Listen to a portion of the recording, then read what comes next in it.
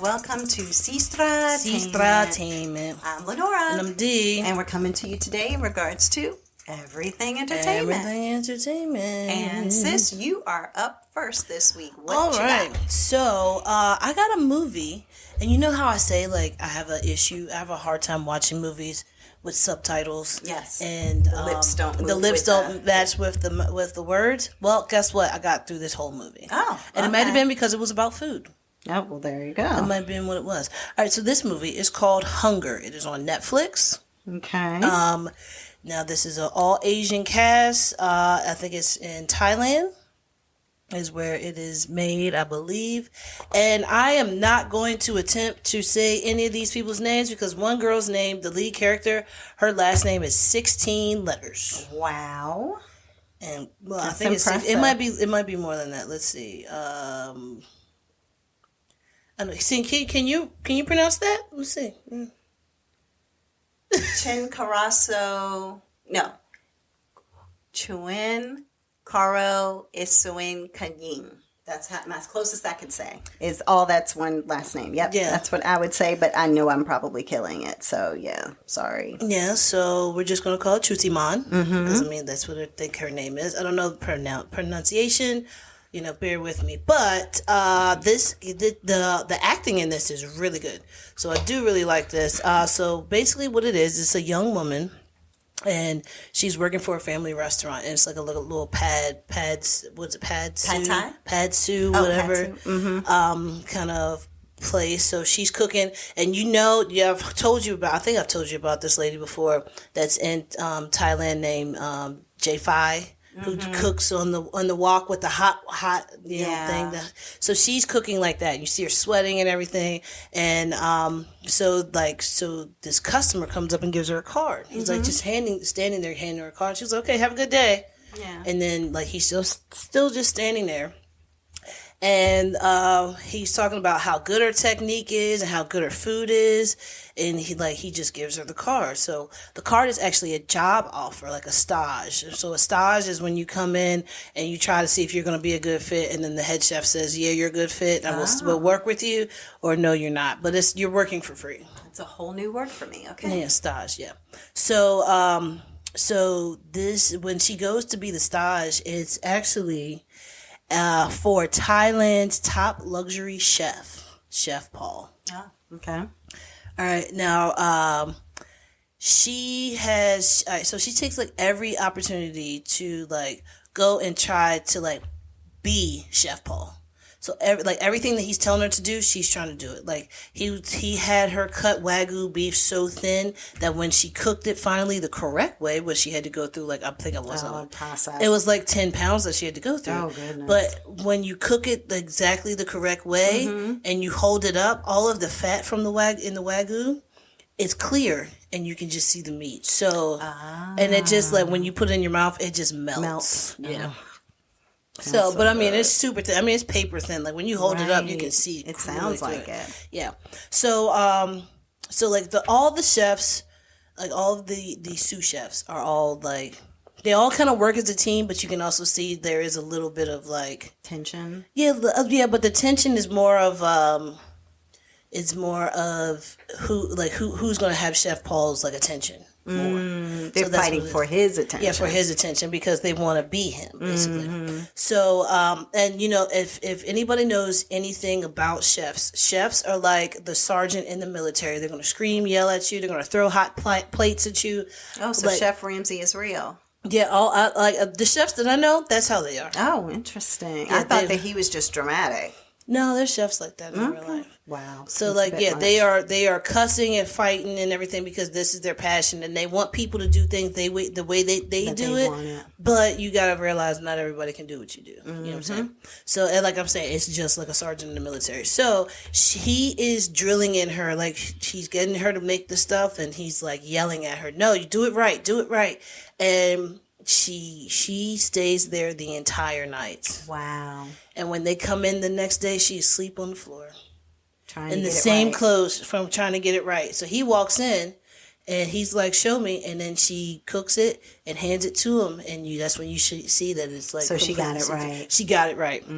So, and then, so like with her technique being so good like that, then he actually had her go to, she was the person who stood out at this luxury dinner. Now, these dinners are like the most, I don't know, the richest people in Thailand apparently is what these things are. It's like an admiral of like some dynasty or some stuff like that. It's a whole bunch of other like stuff that's in there. Over the top people. Yeah. So she goes up and she cooks for all these people, and this is her first time doing it. She's nervous, but she cooks the meat. Boom, she's good.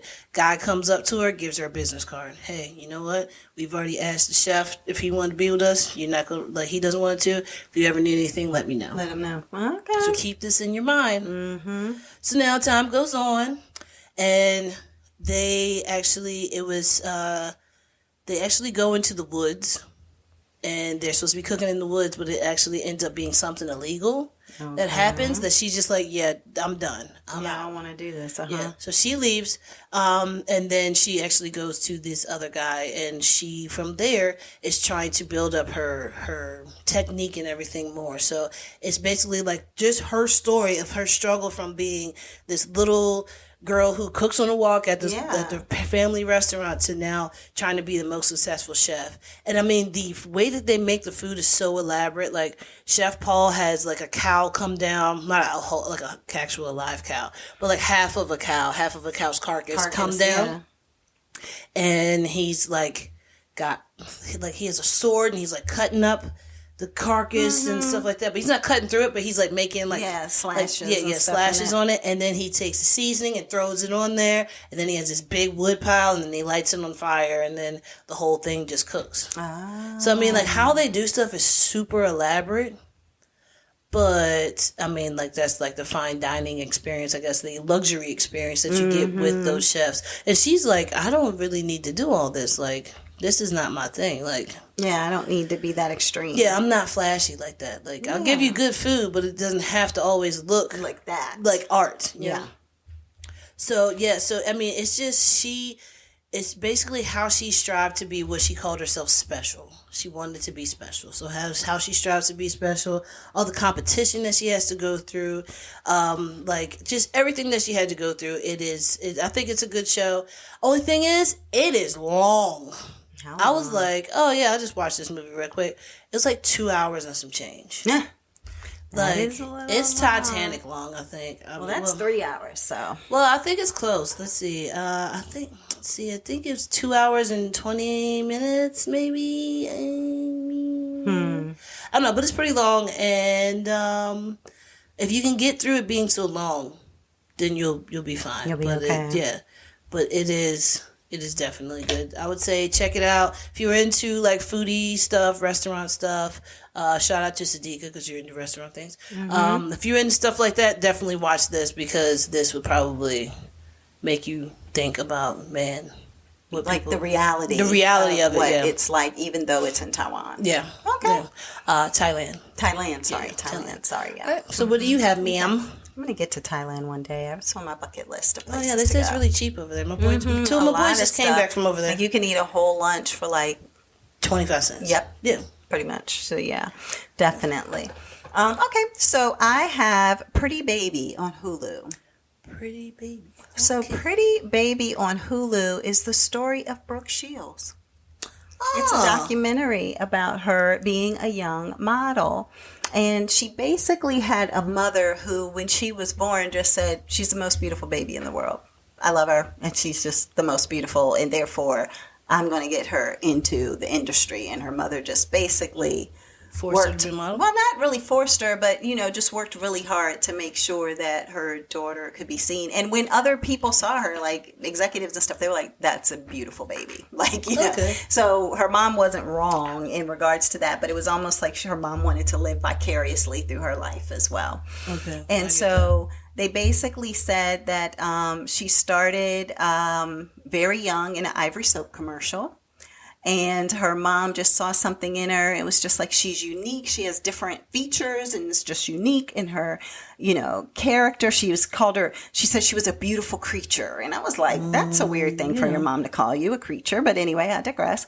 And so she said that, therefore she was like, I just need to do what I need to do to make sure that my daughter, makes it. And so she moved to, New York from New Jersey, and kind of the rest was history. The unfortunate part for Brooke Shields, and she's participating in this documentary, and she's actually, talking to the camera and saying things, but she actually was sexualized as a kid.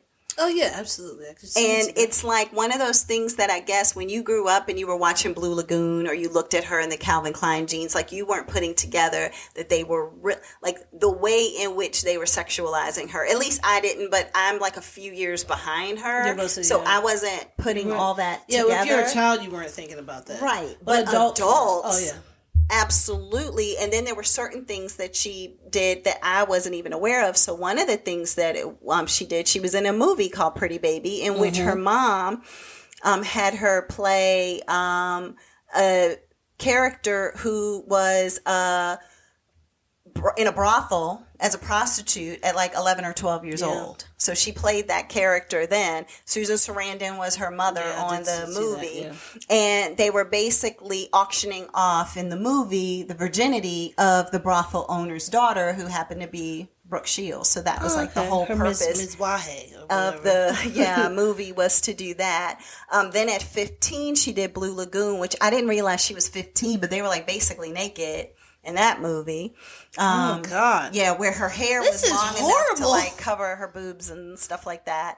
And so she said, and a lot of people who looked at it was like, well, it's just the coming of age about sexuality, losing your virginity. This movie, it's just one of those things. And some people back then just related to it because they were like, I'm going through this at this age, and therefore I'm watching her. And so it was like a coming of age, quote unquote, movie for its time. And people would watch it over and over and over again, that were teenagers even. And so anyway, her mom, come to find out, was an alcoholic. Okay. And so she had some interesting scenarios in regards to engaging with her mom. So she would like go be on set, come home, her mom would be drunk, or go to school, come home, her mom would be drunk, just all of those types of things.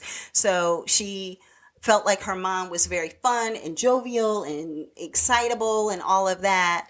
And then the next thing you know, she would just be nasty and cruel and just, totally change her tone. And her mom's mother was the same way in regards to treating her mom like crap. Okay. So her grandmother treated her mom like crap. Curse. And then her mom would treat her that way. Even though she said that she had a rough childhood, she was like, and my mom treated me that way, I didn't hold resentment, against my mom for her being who she was. But the words that were used to really describe her were sexual, sensual, a sex kitten, beautiful, great body, and a woman child. And all of that was like when she was like 12. You know what I mean? It's like insane. And then you look at the commercials, like the Calvin Klein commercials, and you look at that and you're like, they had her like doing things that were like more adult than what it was that her age was. They had her doing all these acrobatics in those commercials with the jeans on. She's like lifting her foot to over her head and her legs are open and like all this stuff that just totally today would be blasphemy. Like you would be like, no, y'all are truly objectifying this child. But back then it was what people were doing. So anyway, she realized that, Calvin Klein was a person who really said that he wanted to push the limits. Like they would ask him and be like, hey, aren't you like doing things to sexualize Brooke Shields a little bit? Like, whatever. And he just was like, look, I push limits. That's what I do. Oh, God. So, and she said in the documentary, they said he's made millions of dollars off of those ads and kind of built his brand. And basically, they said that the company, once she became the spokesperson and supermodel, quote unquote, for the brand, it grew by over 300% with her being in those commercials. She said that as she grew up, because I was watching all of this and trying to figure out how is she normal? Like, how is it that she didn't get caught up in the crazy, you know, of everything. Like a Drew Barrymore type thing, you mean? Right, exactly. And it's funny that you say that because, you know, there was this thing that happened with, the Me Too movement and everything that went on. And the thing that she was saying about that is that she really couldn't participate because she was like, I participated in the activities, not in regards to like Harvey Weinstein stuff, but you know, like I didn't see anything wrong with it. So I was a willing and active participant in posing in a certain way and whatever, you know, but she said because of the fact she was a child, but she also said, I truly felt like I was just portraying a role. So if you have me playing, acting the entire time, right? But if you have me playing a virgin prostitute, then I'm going to play a virgin prostitute. Like it's not me, it's not my life. I'm a virgin till I go to college, but I'm acting like this because I'm quote unquote acting, you know. And then she went on to say, you know, I was acting when I did all of those things, but I knew what they wanted from me, and I was giving it to them, basically. So she just felt like she really didn't have a voice for the Me Too movement because she was like, I was participating in it, if that makes sense. Yeah. But she said she truly didn't pay attention to sexuality at all. She was like, as I'm doing all of this, as they're seeing me as a sex kitten, as they're saying that I'm a woman child and all of that, I'm just living my life, making money, playing a role. Like that was it. I was disassociating myself from what it was that I was doing. And it makes sense that maybe that's why she's so normal, is because of the fact that she was just like, oh, mom said for me to do this. That's what I'm going to do next. You know what I mean? It's like, me playing a sport. I did it. I'm done. Yeah. You know, that kind of thing, as opposed to really internalizing what it was from there. And so basically she was like, and it was so weird because she was so young, doing so many things about a quote unquote sexual awakening, but she was like, I didn't even really have one until I was older, because I was just like, I don't even know what all this means. Like what is all of this that's going on? But she did end up going to Princeton. So she said that was a huge deal because, you know, everybody was like, oh, you know, some people go to Yale or Harvard or whatever. And it's like, but Brooke Shields is on the Princeton campus. If you go there, then you might be able to bump into Brooke Shields or something like that. And then there was one kind of horrific story, and I haven't even finished the documentary yet, so this is all like very early on in the details, so I don't even know what else is there that I've missed or haven't seen yet. But one of the things, her mother, she did say that she wished her mother protected her more in regards to thinking of the later consequences of putting her daughter into certain situations. So it's like, okay, yes, you're doing this, but how is this going to impact you when you're 20, when you're 30, when you have children? You know, those types of scenarios. But what do you mean? Like, give an example. So there was this situation in which she was in a bathtub. Okay. And it was a photographer who was taking pictures of her in a bathtub. And she was like, it was art. You know what I mean? Like her mom was like, it's art, you know? And so basically she was like nude in a tub. The man's taking pictures, whatever. And then later, it happened when she was 9, right? That they're taking pictures. Right. Jesus exactly. Christ. But this is, I guess, you know, whatever. Sorry. I know. So, you know, there's pictures of her nude when she was 9. And her mom was like, no, I get it. He's a photographer and this is art. And, you know, this is just, you know, pictures. It's not and she said she just wishes her mom would have seen the bigger picture of it. Like, is it really art? Yeah, or is this man doing child pornography? Or is this man, as he did later, going to sell these pictures and try to make a profit with a National Enquirer or whatever, you know, down the line? So that's what ended up happening. Like he waited until she was older and then he starts trying to sell the pictures to make his own profit. And so she and her mom took him to court. He won. Because he was the owner of the photos and you were in agreement of taking said photos. Yep. And so she said that at that point, as she was older and he won that case, it just really impacted her and really bothered her. That now the things that I did when I was much younger and I didn't know what to do or how to say no, now that's coming back to bite me. And, you know, I'm adult, crazy. And had I had the ability to make that decision for myself, I may not have made that decision, but my mom was making these decisions for me. So it is something that is, you know, being a former psychology major and, you know, like the human psyche when it comes to parents who are so, I don't know if they're stage moms or what it is, but, you know, just have this live vicariously through their kids. Vision for their children. And this is what you're going to do. And this is how successful you're going to be. And I mean, in a way, Brooke Shields is the Brooke Shields we know because of what her mom did. Yeah, but at the same time, should her mom have done all of these things? I mean, it's the same thing with Michael Jackson, too. Right. And they even show Michael Jackson because, you know, Brooke Shields and Michael Jackson are dating and then the Studio 54 stuff. And so they show a little bit of all that.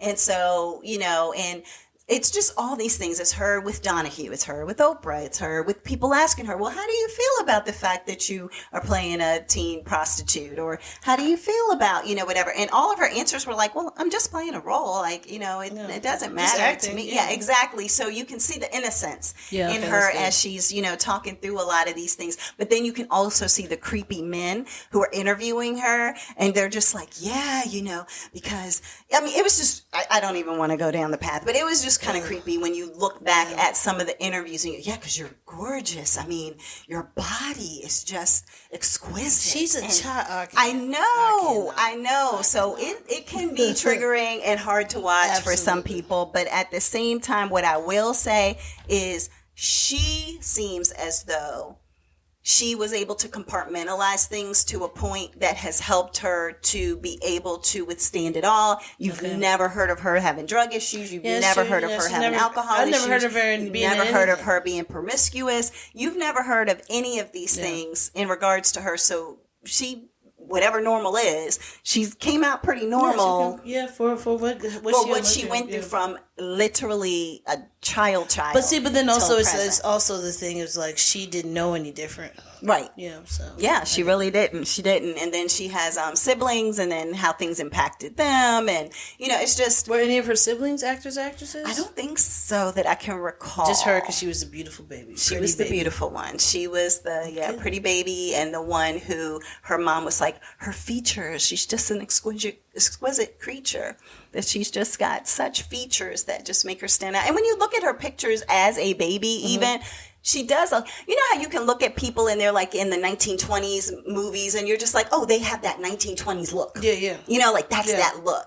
When you look at her picture as a baby, you were like, oh, that's that Gerber baby look. Yeah. You know what I mean? Yeah. Like, everybody I looked at her baby picture. She kind of looks like a baby Cara D'Evangeline or whatever her name is. It's like big puffy lips. And it's the eyebrows. Yes. The thick eyebrows. It's which the she blue talks eyes. about too. Yeah. She was like, oh, these eyebrows. You know? The thick eyebrows are what, and the dark eyebrows with the lighter color hair is what makes her blue eyes pop. Yeah. So, but anyway, so that's what I had. Pretty Baby on Hulu, the story of Brooke Shields. So if you are interested in finding out more, like I said, I haven't finished it all yet. And I don't know if it's a binging show because but it's a documentary. It's a documentary, but it's like one of those things that it's like, ugh, it just makes you feel like nasty, queasy. You know what I mean? Because you just know that some of the things that she went through were just totally inappropriate for her. But at that time, things were just also so very different than they are today. So still was wrong because everybody still had controversy around it. But, you know, it's just different. So, but all right. What do you have next, sis? Okay, so I have the TV show that everybody's been talking about on Netflix. It's called Beef. I love Oh, okay. I had it on there too on my list, but have you watched it yet? I have watched it all. I binged it in a day and a half. I binged it as well. Okay, so Beef. It's hilarious. But if you, I can't say it's hilarious. It's dark. It's dark humor, funny. Definitely a dark comedy. It's a lot. Yeah, it's a lot. But let me tell you this. Ali Wong is killing it. When she was walking through the house, oh my God. She's just killing it. Okay. So Beef has, I'm probably going to mess up their names. Stephen Wynn as Danny Cho. Ali Wong as Amy Lau. You got Joseph Lee as George Nakai, who is Amy's Lau's husband. Mm-hmm. You have Young Mazzino, who is Paul Cho, who is the brother of Danny Cho, of Cho Bros. No, Cho Bros. Cho Bros. You have David Cho, who is the cousin Isaac. Oh, yeah. Cho. You have Ashley Park, who plays Naomi. You have Maria Bello, who plays Jordan. Not Jordan, but Jordan. Okay. This, oh my God. So this should let you know, this whole thing is all about road rage. That's what it's about. Yeah. Just road rage. And the effects of what could happen when road rage goes too far. Yep. When keeping it real goes wrong. Okay. All right. So, with this movie being about road rage, it's literally two people, right? So it's this one guy, he's trying to back his car up, and there's a lady coming up. She stops, and then like she's honking the horn, like laying on the horn, and he can't see who it is, and he's just like, "Yo, chill! What is wrong with you?" Mm-hmm. So then the car pulls up, stops, gives him the finger. Yeah. And now he's pissed. So what does he do? There is a high-speed chase in LA. So I'm sorry. In LA, and it is ridiculous. Like, they are about to kill people. Like, they're about to hit people. There are people, like, all in the street. Like, they're about to hit other people's cars. They have messed up people's yards. Well, was it a person's yard, or was it just I think like it was somebody's yard because they were saying that the guy had it on ring camera. Yeah. So, I mean, it gets dirty. So now, after all this goes on, what do? Now they go a little further. Now they're even more pissed off at each other. So they decide that you can do the people information finder thing online and pay $70 to figure out where these people live. Mm-hmm. Why is that even a thing? Right. God help us all. So once this happens, that's when it gets crazy. That's when it starts to be, now you have friends, family members, siblings, like you have all these people who are now that are now being dragged into this road rage thing. Right. Like, it just like, I don't know, it just snowballed into something so big. Yeah, it's like they had the beef, quote unquote. He didn't even know who it was. Yeah, at all. He thought it was a dude the whole time. Yeah. So when he tries to figure out who it is, then he starts to try to befriend people in her life, like her husband, and then she starts with it first. No, I mean, but I'm just saying they both are doing it, but it ends up being back and forth thing. So then she's trying to reach to get to him through like a coworker and his brother and oh my God, and then they go to the motel. He's like, well, then you doing this, then I'm going to do this, and then you do this, so and I do this. Tat. Yeah, oh my God. It was definitely. Now the interesting thing is that I picked up on the fact, and I don't know if you did too, that the show Beef is about multiple beefs.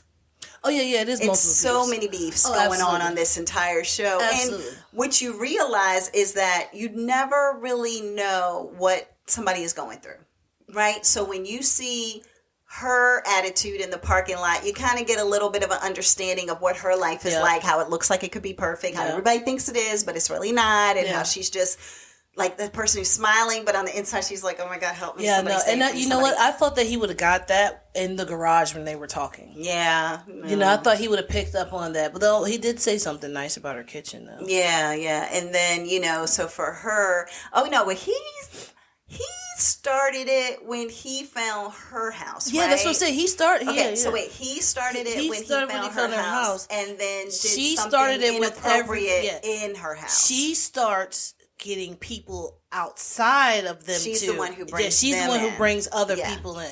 Yeah, and it takes him forever to realize that that's even happening. Well, that's because like him and like they weren't talking. Yeah, exactly. I'm not trying to spoil. No, we can't spoil it. But but it's beefs left and right. It's family beefs between like husband, wife, cousins, brothers, parents, in-laws, co-workers. It's beef everywhere. Yeah, and you just realize as you're watching it, and I think they pick up on this pretty early on, like he has turmoil in his life that stresses him out to the point that he probably act the way he acted in the parking lot, and then she has all this that's going on in her life so you almost realize you probably are more alike than not when you're in that environment of both being pissed off in that parking lot. Absolutely. You know what I mean? Yeah, exactly. And then it's like, and then it just spirals and escalates. Oh my God, the way that it snowballed. Good Lord. I mean, it just kept going and going and going. It was like the Energizer Bunny. It just never stopped. And neither one of them wanted to. And I honestly felt like she was feeding off of it. Like she definitely it. was. She definitely was. Like, this is the most excitement I've had in my life. Yeah, exactly. But then also he was kind of like, but it just took over their lives, basically. Yeah. It took over their lives. It's so crazy how they kept bumping into each other in different places, but they just never was like, it never stuck to where like it was going to end. It just made it even worse. And it just made it even worse. Yeah. It's crazy. But I mean, the way that they even have her, how her position is, because so she actually owns a plant nursery called Koyo House. Koyo House. And he is a contractor. So he ends up finding her because he's a contractor. So he comes in the house and like pretends like he doesn't even know that she's the woman who was like doing the road rage thing. And looks around the house, and he's talking like he's a contractor. Yeah. And so that's what's crazy. And then she just uses like her coworkers to like catfish people. It is so much, and I'm here for all of it. They need a season 2. They do need a season 2, but let's see if that happens. But because if they do season 2, it should be both of them against somebody else. That's how they should do that potentially. You know? Yeah, because I mean, they did like when they did talk to each other. And remember when that person was like, "Are y'all just sitting here talking, or you're gonna move?" And they just got out the car, like they leaned out the car and was like cussing at them. So yeah, so I mean, like they're I hate you, but I might hate them more. Yeah, exactly. It's kind of like siblings. You know, when you fight with your siblings, it's like, look, I can say whatever I want to say to my sister, but you better not. Say anything to them. Yeah. Yeah, but I mean, with everything in it, I love the show. I love how the drama just unfolds, and it's such a disaster to watch that it's entertaining. And that's sad that is our life, that we watch disasters and we think this is entertainment. Right. But it's also so extreme that most people won't live it. You got some people who have road rage situations, but I mean, for most people, they probably won't live it. So that's where you can get a little sense of escapism in it, because you're like, okay, this would be an extreme if I was this upset at somebody on the road. But then, once it starts to get to where other people are being pulled in, people are being killed.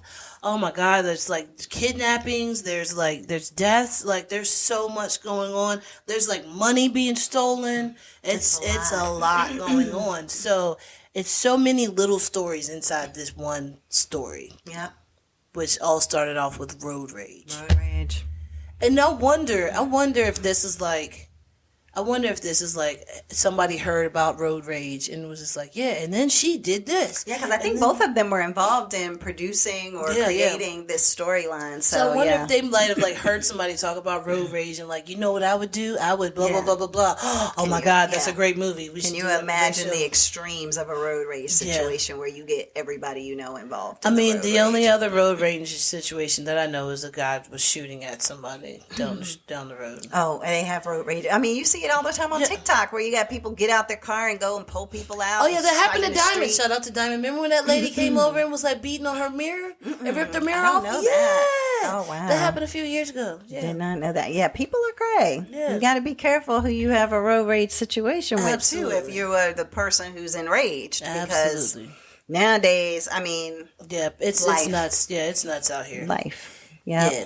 Hide your kids. Hide your wife. Husbands too. I mean, and this is kind of a sidebar, but you know, especially right now, there have been 3 instances this week, I think, of people who have just shot at a person, people, right? At a person because they just happened to be in the wrong place at the wrong time and not. Yeah, so one was the cheerleaders. The cheerleaders who went to the wrong car. Happened. Yep, went to the wrong car, didn't realize it wasn't their car, and then when they realized, then he decides to shoot them. They got in their car.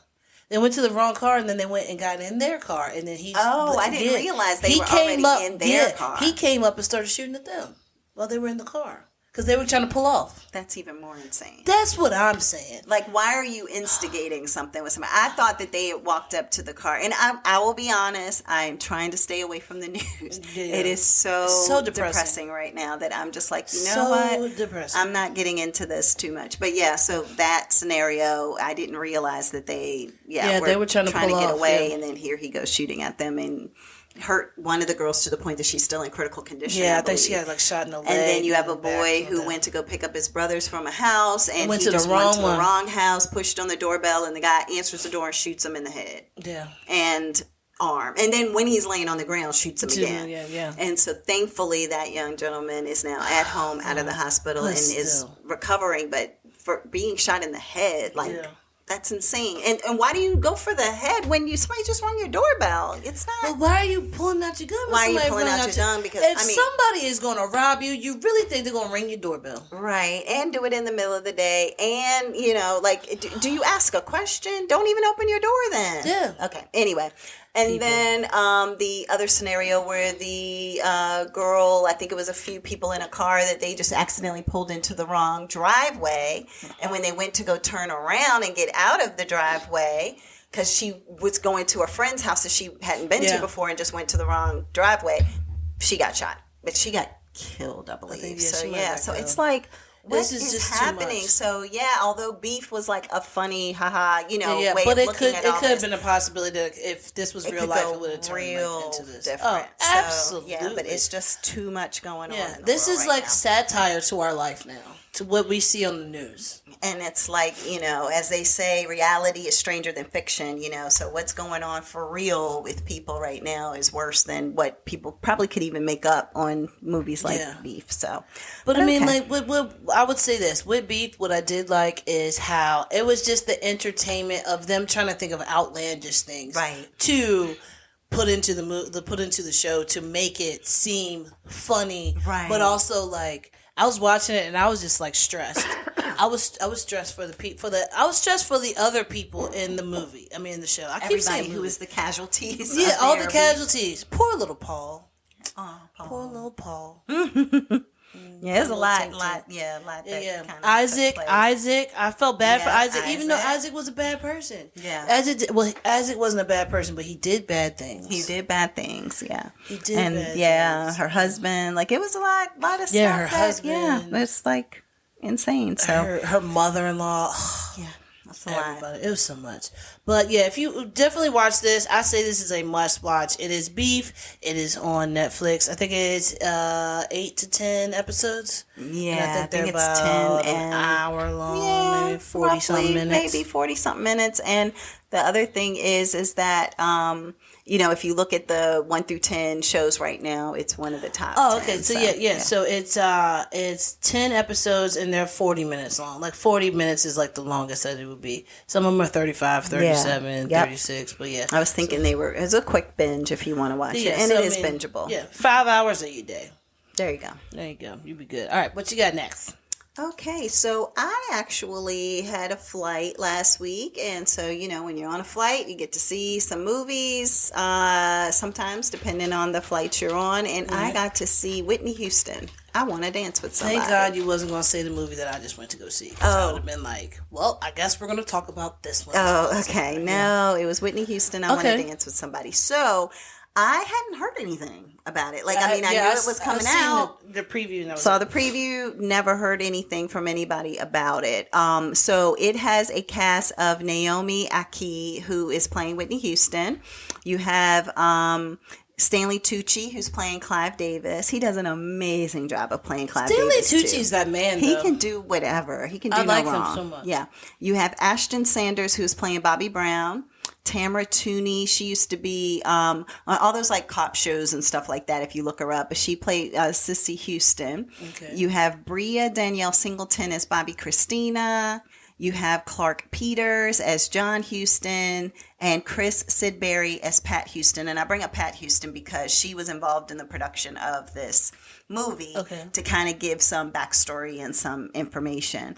And then you also had Nefessa Williams playing Robin Crawford, who everybody was like, well, Robin and Whitney were in a relationship. So there's that. That's what I keep saying. So basically, the movie starts off, and it is, it starts off as like a flash forward and then it flashes back. But basically it goes through the whole career of Whitney Houston and how she started off in the church, and her mom being Sissy Houston was like choir director and would always try to like keep Whitney in line, like in regards to don't overshadow everybody, like, sing your part, don't do more. And then I'm going to be at the piano when we are home, and you're going to be singing this line over and over and over and over and over again until you get it right, that kind of thing. So I'm assuming that they're trying to say that Sissy was tough on Whitney, but Whitney became Whitney because Sissy was tough on Whitney, basically. So, and you were trying to figure out the dynamic of their relationship because they didn't really seem to be that close. She was more of a daddy's girl. But then later in the movie, and I think this was out, and I heard this a long time ago too, her dad ended up really messing with her money to the point that he's like buying jets with her money and not a jet. Getting black cards for everybody in his office. Not a black card. What is happening? With the money and spending money on his mistress for the Whitney's money, So she's like, Daddy, where the money? And he like, baby girl, I got you. You're going to have to go on a tour and you're going to have to do like a good 70 dates. And we're going to get out the black. And she's like, I shouldn't even be in the black. Yeah, exactly. You ain't running anything anymore. So that's when she ended up giving everything to Pat Houston to kind of be her manager and to run everything because her dad was he was doing the most. So, but, they show the story of her signing her contract with Clive Davis and him really seeing her for the first time sing with her mom. Her mom was singing at like a night spot or whatever, like a lounge. Yeah. And her brother, I believe, were backup singers. And then all of a sudden, her mom saw Clive Davis in the crowd and she was like, I don't think I can sing. You go out there, Whitney, and you sing. And so Whitney went out there, sung. Her mom went and stood beside Clive and was like watching him like, what'd you think of my baby girl, kind of thing. And he loved her. And that's when he coined her as the voice. So it was like she's the voice of a generation. So that's how Whitney became the voice. And so he, basically was doing the contract, and they got a picture of that. They have, it's funny because later at the end in the credits, they show all the pictures of the things that actually did happen in real time with Whitney and Clive, or with Whitney and Cece, or Whitney and her sister-in-law, Pat. And then it's going back to what they showed in the movie that kind of, some of it goes back to show that, when she was signing that contract, this was the outfit she was wearing. Because her mom was like, why didn't you dress up? Like, this is you starting your career, like, dress up. And she was like, I wanted to be comfortable. Like, I know, that's right. It's her life. So she was like, I just want to have some sweats on or whatever. And the same thing with her singing the national anthem. It was like, why are you going out there just looking like they had all these gowns and glitter and all this stuff for her to put on to sing that amazing national anthem? And she was like, no, if I'm here at a football game, I'm going to dress comfortably. Yeah, exactly. Like a football game. So that's why she had that white jogging outfit. Because I was wondering why she had that jogging suit on when she sung it, and I saw her singing it, which is the absolute best national anthem rendition ever in the history of the world. I don't know, because I like Marvin Gaye's too. Marvin Gaye's was good, but nah, I mean they're 1 and 2, but she's 1 in my opinion. So anyway, but yeah, he was amazing too. As long as you didn't say Fergie, but I digress. Shout out to Gam Gam. So the one thing that they did do very early on in this movie, which I thought was interesting because Pat was involved in this movie, was showing the relationship between Robin and Whitney, like how they met. The fact that Robin really did have like a crush on Whitney from the beginning, that, it was just a very, critical time in Whitney's life where she left home. She moved in with Robin. They lived together. Her dad was like, you need a boyfriend because people are talking and you can't, be, you can't be a superstar. You can't be a superstar like this. So therefore, no. So I always heard them saying that her and Robin were extremely close, but you just didn't know if that's like the reality of things or if that's just what people said because two people hang out together like Oprah and Gail. And I don't know what's going on there either, so I'm going to leave that alone. But don't talk about Oprah, okay? Because I want to keep this podcast. Exactly. Okay? Exactly. Oprah, shout out to Oprah. I love you. Oprah is my girl. I just got some stuff from her. I got her old magazine. Like, she my girl. I got her old magazine. I got her manifestation stuff. Like, we good. She and I, we good. Good. Okay. So it shows how Whitney also met Bobby and I had heard this story before, how they were at an award show. I think it was like a BET award show. Yeah. And she kept hitting him in the back of his head with her purse on purpose. Yeah. And when he turned around, like, what the heck is going on? She was like, oh, you that Bobby Brown, huh? You know, like, you know, just like flirty. And then he gave her his number, and then the rest is history. And that's how the two of them ended up together. And so it just goes through the journey, basically, of everything. Them having Bobby Christina, how she came across getting songs. So it was like, Clive asked if she was a songwriter. She said, no, I'm not. So he said, no problem. We'll just pay people to be your songwriter and then, or be a songwriter, not that she would take credit for it. And then like a ghostwriter or anything, it would be like, okay, well, you would hear her listening to tapes of other people singing songs. Yeah. And it was so interesting because like, if it was I Want to Dance with Somebody, you could hear the other person's rendition of how it sounded. Yeah.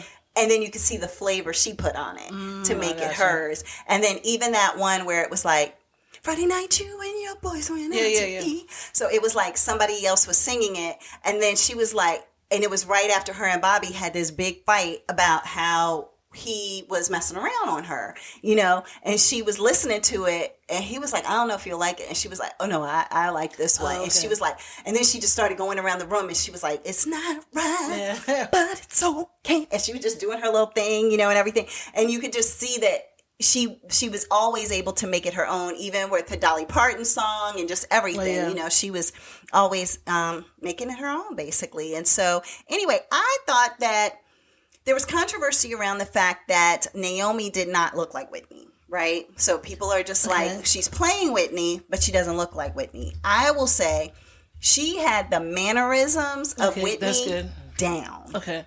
It's not as bad as like when Zoe Saldana did Nina Simone. Okay.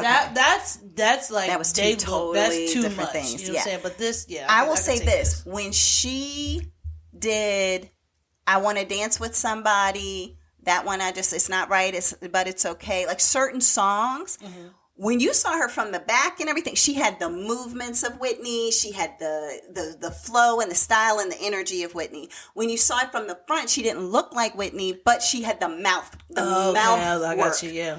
And you know how Whitney would always hold on to the mic and tap it. Yeah. She would always like lift 3 fingers, clip, like she would just like almost clap her fingers to the mic. Yeah. She had that down pat, like all of these mannerisms. And then when you saw her from far away, like when they pulled back the shot, you would have thought it was Whitney. You would think it was her. Yeah. So I'm looking at these pictures. And some of it, she looked a lot like her. The national anthem. And then other things, she didn't look as much like her. But when they drew back, I was like, yeah, you really can't tell. Now, here's the thing, though.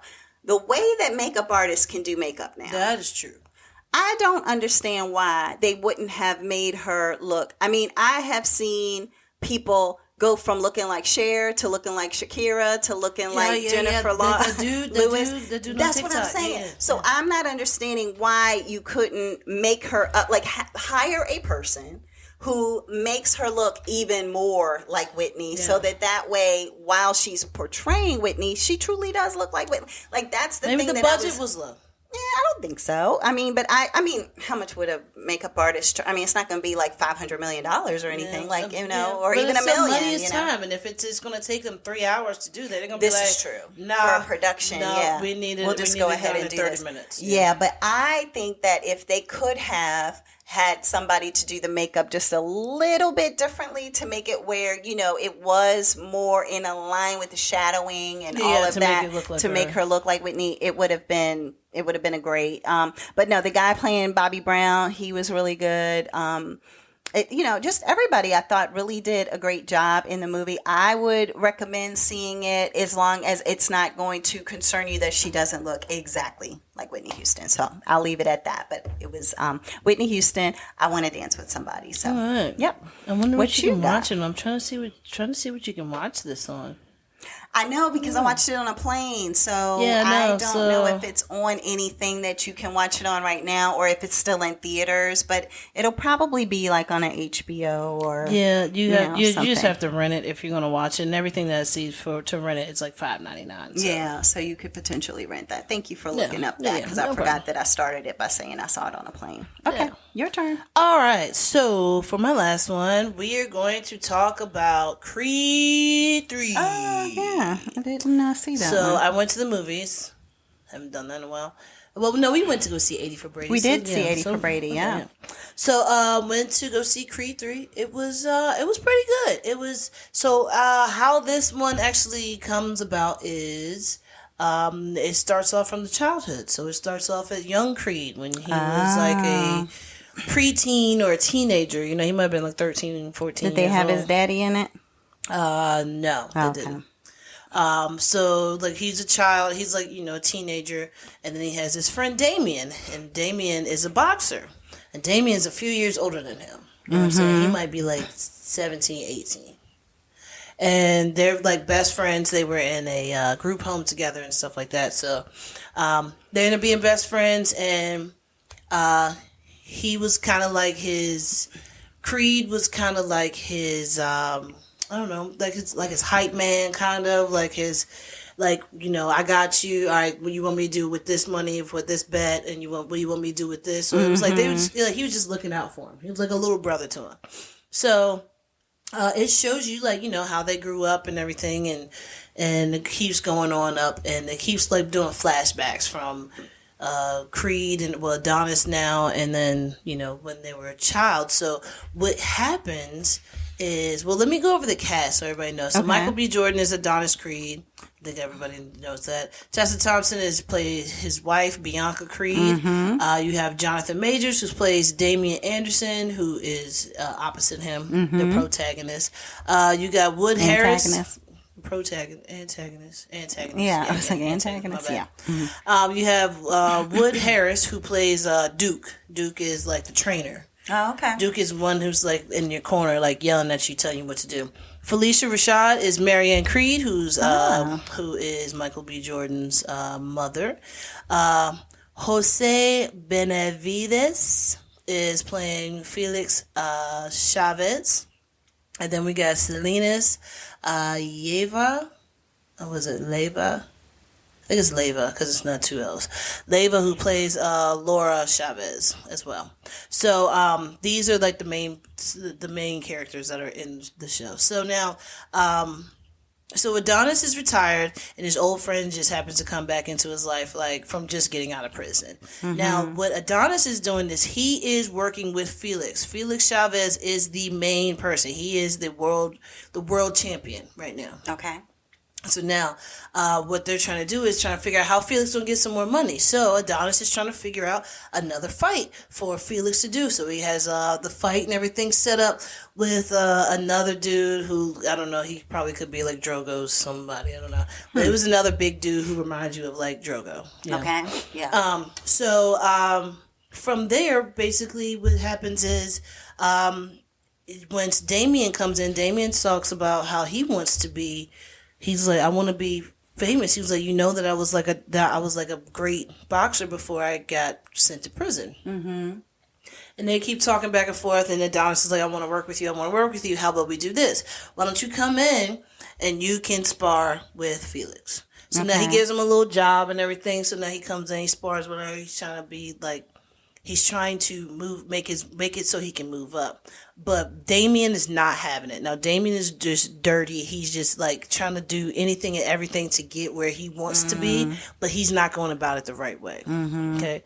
So now, let's say fast forward after a couple of things happen. Now, what's going to happen is, with Damien being out, it's bringing up so many like things of Adonis's past, so it's like stressing him out, and this causes him to get back into the ring for as a contender for the heavyweight the heavyweight title, and he ends up having to fight his friend, his friend from like his childhood friend. So I mean, there are some dark moments in here. I mean, there are some like sad moments. There's some happy moments because, in the movie, his daughter's deaf. So, it's some stuff with the daughter. The daughter is a G, okay? Like, they should make a spinoff of this for the little girl in the future. Okay. I think that would be like her being like a teenager trying to be a deaf boxer. I think that would be a good movie. You heard it here first. Yeah, they may. We have a lot of firsts on this. I know. We're going to podcast, see if we make some money. But so I just want to talk about that. So that was Creed 3. It is in the movie theaters. I don't know when it's going to be coming out to anything else, but definitely check it out. I think that is a great movie. If you haven't seen 1 and 2, definitely see those so then you can get caught up. Okay. All right. Sounds what do you got good. next? So I actually am going to pivot a little bit and do a little hot topics.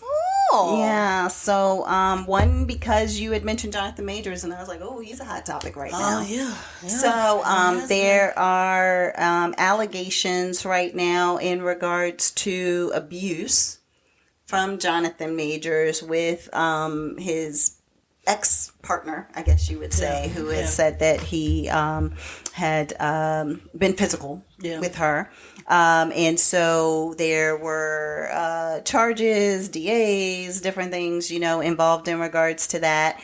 And then also now they're saying that there are some other people who are alleging abuse. From him as well? From him as well as it's probably steroids. Today or yesterday or something like that. And so based on that, he's preparing for court. It'll be on May the 8th. Oh, wow. For domestic violence charges. And they said that the PR problems he's having may be getting a little bit bigger. He's losing some contracts and things like that because of the fact that it's like, well, if this is who you are as a person, then we probably don't want you on our set and things of that nature. So I'm not having an opinion about it one way or the other. I don't know enough to know what all is going on. Again, I haven't even really been watching the news, talking about it, to know enough about what is actually happening. But just let it run its course and see what happens and see if he has a career on the other side of it, I guess. Yeah, this is a lot that's happening with him. But I don't understand what's up with these celebrities that, I don't know, even if his allegations is not actually true, allegedly. But why can't these football players, basketball players, actors, why can't they just keep their hands off of the women that they date? I know. I just don't understand that. But continue. I digress. We digress. But so it does unfortunately happen, and it's one of those things that I almost wonder if it's like, as you mentioned, steroids or other performance-enhancing drugs or different things that just make... Or it could have just been the way they grew up. I was going to say it could be that make people more violent for whatever reason. It could be that these are the things that they saw as they grew up. Yeah. So it's like, how is this any different than how people in my life have engaged with each other? And then it could just be that, look, I am who I am. And you are who you are, and I control you, and I do what I want to do. You just never ever know. But all of it's I wish. No, I don't wish somebody would. I wish Terry would. No. I wish Terry would. Well, Terry, if you were listening, you know better, okay? First of all, we know Terry wouldn't. Yeah, absolutely. Terry loves the family too much. Right. He loves me, first of all. Oh, yeah. You too. Yeah. He loves you. And the family too much to even think about that at all. So I don't even want to put him in the same sentence as some of these people. But at the same time, it's like, yeah, no, absolutely not. So, anywho, but so that's one thing that I was just like, hot topic. Let's mention that quickly. And the other thing, just sending up prayers for Jamie Foxx. What happened with Jamie Foxx? So, Jamie Foxx has been in the hospital for almost a week now or something like that, but definitely for days. It says, he's still in the hospital after a week after admission. This was 2 days ago. And they said that it is just based on, they're not really saying what it is. They're just saying it was a medical incident. People are alluding to the fact that it might be a stroke. But nobody is really saying anything about what it is. So all these people are sending their prayers to him. So it's Martin Lawrence, it's Sherry Shepherd, it's Steve Harvey, Tracy Morgan. Just different people are just sending their well wishes and prayers and a speedy recovery. So I want Sestra-Tainment to do the same because his daughter is the one who initially released the statement. He was working on a movie with Cameron Diaz.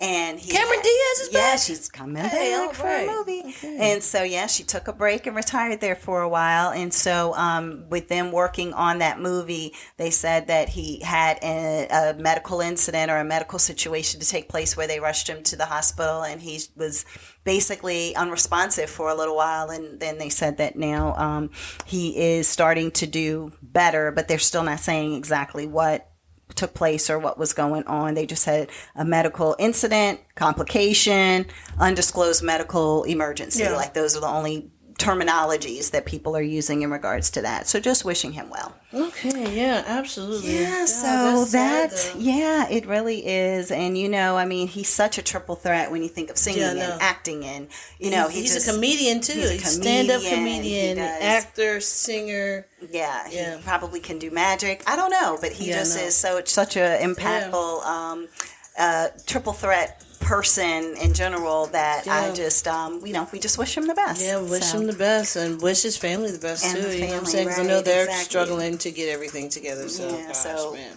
Sending prayers his way. So that is it this week for Sestra-Tainment. I just want to say really quick, shout out to my boy Jason Hucks, who unfortunately passed away recently. So just want to shout out to him and hope all love to his family and his daughter and his wife and everything. So. Yeah, no, appreciate that. Yeah. Everybody have a wonderful week. Don't take any moments for granted. I know that's right. Yeah. Bye.